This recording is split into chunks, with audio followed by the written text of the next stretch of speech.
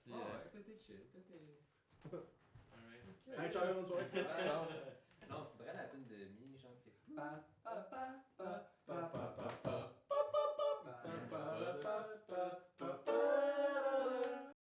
Hey, we're the listener on Antichrist magazine, and welcome to my kitchen.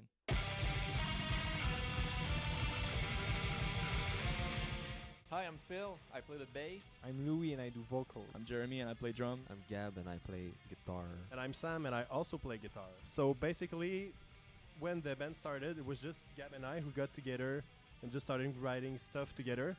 And we thought that it would be nice to just combine our influences, since Gab came more from a rock and proggy and screamo background, and myself from like super modern and techie metal and stuff. So we thought it would be cool and kind of unique to just blend our influences together.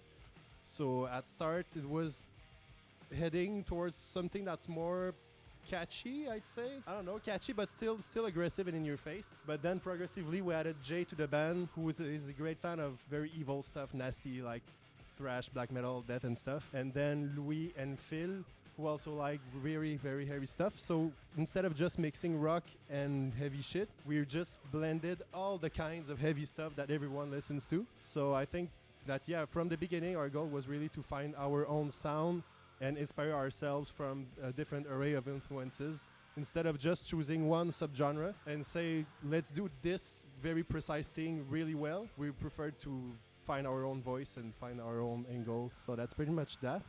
And for our name, we like a lot of bands whose names are really inspired by the Lord of the Rings. And we like that idea, but it's been really overdone.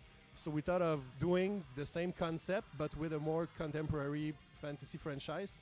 So for a while we hesitated between Game of Thrones and The Elder Scrolls, and we finally ended up with The Elder Scrolls just because we really like the name The Listener, which is from the from Skyrim, but more precisely from the Dark Brotherhood campaign. And the listener is a chosen one who hears the goddess of death, and when someone gets assassinated, the person who gives the contract does a kind of weird dark ritual / prayer, and goddess of death, which is called the Night Mother, hears that prayer and she tells the name of the person to kill to the listener. So we inspired ourselves by that. We think it's pretty like gruesome and black metal and evil and shit, the kind of stuff that we like a lot. But also it's kind of a metaphor because a lot of our lyrics are really inspired by what's going on in the world right now. So it's kind of, we're the entity that listens and reacts to whatever happens in the world. So we thought it was fitting and kind of nerdy, but not too much, and kind of dark and gruesome, but not too much. So yeah, kind of all we strive for.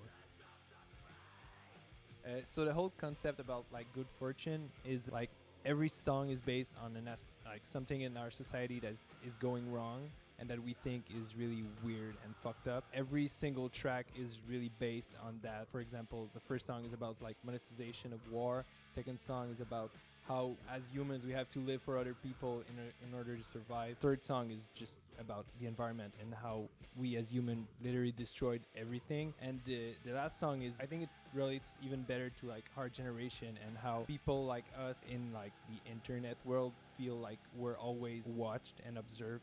And like the lyrics are all based on those kind of problems that as people of our age who grew up like with internet and access to like everything around the world, we just feel scared and kind of fucked up about all those things. So good fortune is like yeah, everything is good and like we're lucky to be living like at our time, but actually everything's really weird and fucked up, but we just don't want to see it. Yeah, so regarding the cover art for the EP, we went pretty straightforward with the name, but ironically, because since the name is ironic in itself, we thought of something that's bad fortune, like very basic symbol that everybody can know and relate to and understand what we're talking about. So so we went with the character under the ladder because everyone knows that it's bad fortune. And actually, Jay had had the idea.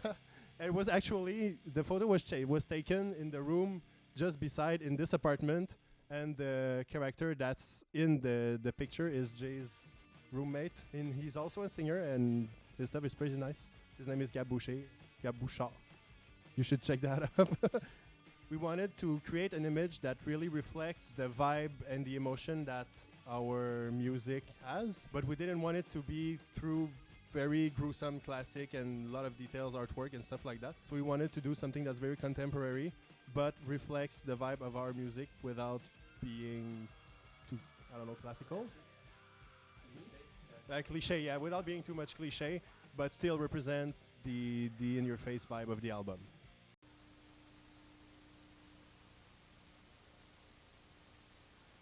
One eternity later.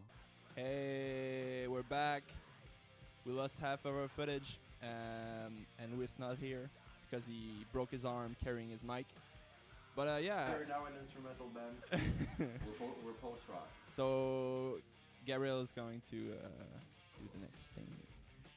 So as a listener, I don't think we're not ready yet to be on a record deal because we're pretty much doing well on our own because we all have a skill set that enables us to further our project without the help of any external help. So someone's a graphic designer, someone's good in sound, someone's good at recording or whatsoever. and all that. Phil is just there. Phil is just always like he's our psychologist or something. So that I only play bass. it just plays bass, so it's like a guitar with less than two less strings. Knows that bass sucks. Bass fucking sucks. And I play So with a pick, even he not plays with my a pick. fingers. What a phony ass. So yeah, but we're still looking forward. If we have a good record deal coming our way, we may consider it. But just as of now, we're just starting, and things are just going more than our way. We've got shows coming over and things, and we're still looking for more shows. But yeah, so I think we're not looking to record it. But if we get something good, we'll go for it. So we'll see. So regarding bookings and show, we're mostly playing around Montreal because we mostly know the scene in Montreal. We mostly know bookers from Montreal, and as of right now, we book pretty much our own shows with the help of bookers from towns and other bands and friends. But we're looking forward to play outside of Montreal. Maybe around other towns in Quebec, maybe in Ontario, maybe in the US, but mostly we're trying to play in the scene of Montreal, try to make ourselves known in our area before trying to expand. But yeah, we're just happy to play. We hope we can play more and more. It's pretty new for us to play live. We did our first show this summer. So far we've been playing more and more, so yeah, we like it.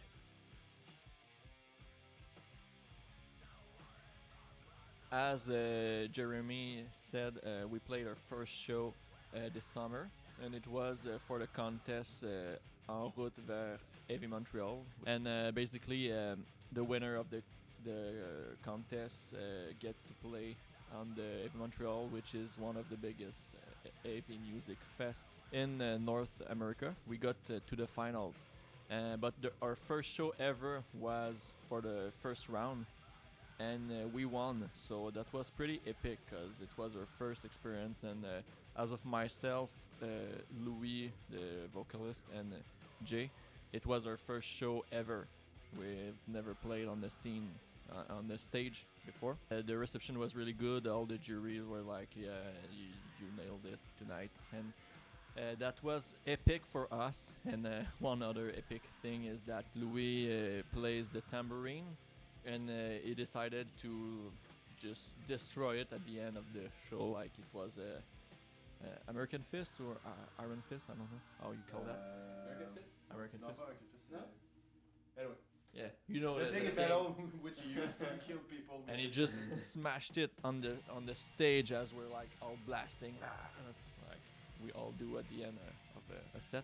And as he breaking it, all the little cymbals just crashed in his hands, and he started to bleed really heavily. And as we're wrapping our stuff, the other band comes on the stage and is like, oh wow, what's with all the blood on the stage? And we're, oh, it's our singer. He cut himself really badly, and he rushed out to the washroom to clean himself. And the thing is that Louis decided to do that every set since we started, but now he just doesn't cut it himself. that As much. much? As much, yeah. He learned the technique how to not cut himself, but it cost him like $30 Every show. every show to Yeah. break his tambourine. His gear budget is like getting a tambourine for every show. Yeah, That's we're the- like we all have like $5,000 of stuff. So fuck you, you can spend $30 each show, but And that's where the band money goes. You know? yeah. Into tambourines.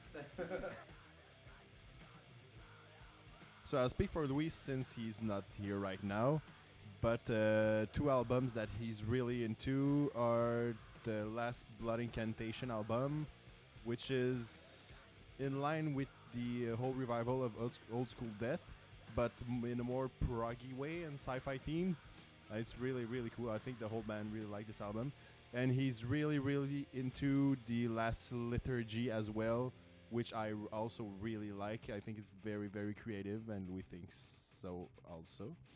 Yeah, very, very good album. Very experimental, but always interesting, well executed, very nice. Very nice. Very nice. So my favorite recent albums, I'd go with, well, it's not that recent, but I still listen to it every week. It's the last one from Artificial Brain, which is a tech death band, but you know they don't use their technicality in a flashy way. It's more, I don't know, just to just a great music to send vibes. I don't know, just creatively and in a Constructive. in a very constructive way, not just to show off what they can do, but really to create something very unique and interesting. I think it's very good. And a more recent album that I listen to a lot is Creeping Death. This last album, we recently saw them open for High on Fire, Power Trip, and Devil Master, and Creeping Death. You know, it's in line also with the revival of old school death, but a lot of hardcore influences, very groovy stuff. You just want to smash everything in the room with no apparent reason. It's just very, very fun and groovy. And also Devil Master, which is like punky black metal, very inspired by the 80s. It feels like you're in Stranger Things and the kids get into a Halloween party with a bit older kids. And they're all doing drugs and kissing each other. And they're like, holy shit, what's happening? We're too young for this. And this is like the spooky Halloween party vibe from the 80s. That's very, very fun. And I really like it. And pretty much the whole band really like Devil Master. I think it's our crush at the moment. So to make it quick, my favorite album recently is Sulphur English from Inter Arma. It's so bleak and doomy, but at the same time it's creative. I don't know, it's just really, really good. And another album I really, really like, I think it's from 2015, but it was White Granite from the band Fall of Rauros. It's black metal and folk mixed together, and it's so good. It's so musical. It's rich. The chords, everything, just really good. And of course, Black Breath. I really like Black Breath, but their last album also is from 2015. I don't even know if they are together anymore, but it's been like almost 5 years and nothing. We don't have news. But whatever. Slave Beyond Death, what an amazing album. Yeah. Yo, I really liked Elder. They released a new EP, was pretty good. It's not that metal, it's more proggy, but just the whole library of Elder is pretty good. I think we all really dig Elder. Good. It's just riffy. It's so rock and roll, yet it's so metal at the same time, and the tone is good. It's really original. So I'll stop with that. Next band, I think I'll go on to Cult Leader. The new, I forgot the name of their new album. I listen to this album like every day. Yeah. Yeah, we both religiously listen to it very often because it's so it comes from the gutter, you know, it's really violent. So I think that's where we stop at it. And I'm gonna stop by because I shouldn't mention it, but I really like Steel Panther. Their new album was pretty good. Okay, cool. Nice. A patient man. Oh, We all really love Spectral Moon, black metal from Montreal. hell yeah. I really dig the album from Waste of Space Orchestra. I think it's a collab between some guys from Oransi Pazuzu and another band that I don't remember the name. But yeah, it's pretty cool. It's really like doom, experimental, a lot of guitars, effects. It's really heavy and dense, which I really like. And another album that I really dig this year is the latest album from Daughters. I wasn't really into this band at all at first because I saw them at the last Dillinger Escape Plan show, and I didn't really like their performance because I didn't knew them back then. And with their latest release, I gave it a chance, and it blew my mind. It was like, it's noise rock. If you don't know about that band, they were doing like math rock, mathcore in the beginning, and they changed their sound towards a more math, like noise rock, really weird, heavy guitar and spoken words, I guess. Yeah, it's really, really fucking amazing. It's really great record. So our plans for the near future, we are currently working on our first LP, which we will try to release about next year, but we don't want to put dates because we don't want to be limited, so we can't promise anything. But the songs are coming along very well. I think it's very badass, very nice. And we are all very prolific on writing music. We have maybe a bank of 30 or 40 compositions, which we will probably use one day. So we pick them one by which fits the most together, and we're building them. At least I'm useful on this matter. Yeah, Phil writes a lot, and that's a good thing. Very nice compositions. Yeah, so we're working on the albums. We are trying to book more shows for 2020. So yeah, if you want us on your show, just hit us on Facebook or Instagram. So that's pretty much it. I think working on the album, doing shows, looking for shows. Hustling. Yeah, hustling. Doing some merch would be cool. Yeah, we're working on. We're super cool. We don't have sunglasses right now, but we think we're super cool. So we're working on some. Oh, I'm very sorry. On some new merch designs, but we'll print them when we have the budget for it. We all spent it on tambourines. Yeah, that's the big problem of this band. All of our profits going to tambourines, so we can't buy merch. We're trying to get more likes on Facebook, so please like us on Facebook. So yeah, I think that's it. And yeah, so if you want to listen to our music, we're on Bandcamp, and we're also on every major streaming platform. So your Amazon, Spotify, Apple Music, and stuff. Not Pirate Bay. Not Pirate Bay yet, but yeah, I always say this, but I never do it for real. But I want to see how to put it on Pirate Bay. So if you listen to music on Pirate Bay, we'll be there as well. LimeWire too.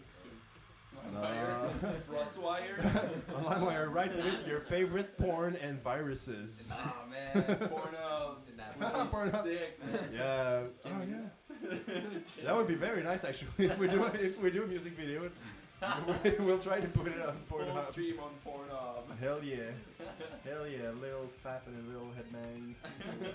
Those are the same. Great mix. So thanks a lot if you watch the whole thing, because as we said on the first segment, English is not her first language. French is, and I know our accent can be hard, painful sometime.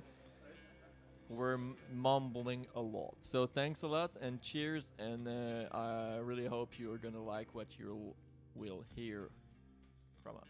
Bye bye.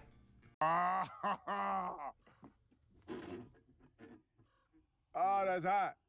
That's hot.